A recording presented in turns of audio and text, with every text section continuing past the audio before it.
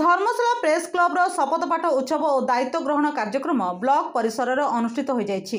विदायी सभापति रमाकांत जेना सभापतित्व में अनुष्ठित सभारे साधारण संपादक अविनेश्वर शतपथी पूर्व बैठकर विवरणी पाठ करथिबा सहित नूतन भाव चयन करथिबा सभापति पूर्णचंद्र शतपथी, कार्यकारी सभापति अखिल कुमार स्वाई, उपसभापति मानस रंजन जेना, साधारण संपादक अविनेश्वर शतपथी, सह संपादक प्रशांत गंतायत, कोषाध्यक्ष विवेकानंद राय, आईन परामर्शदाता क्षीरोद मुदुली, उपदेष्टा रमाकांत जेना, बटकृष्ण परिडा, इंद्रमणि नायक, गुलाम गस, सीताकांत सामल को उत्तरीय और पुष्पगुच्छ दिया जाय संबर्धित करा जायछि।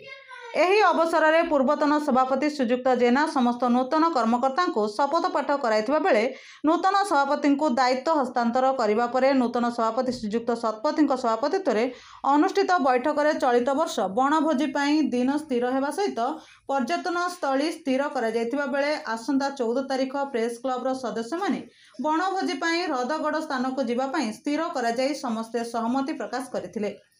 एही बैठक में प्रेस क्लब्र वरिष्ठ सदस्य कपिलेन्द्र राउत, सुब्रत जेना, गिरिधारी बेहेरा, विनोद साहू, किशोर राउत, अनिल नायक प्रमुख उपस्थित थिले। शेष में विक्रम केशरी महांती धन्यवाद अर्पण करथिले। Dharmasala Vinod Sahu report the news today.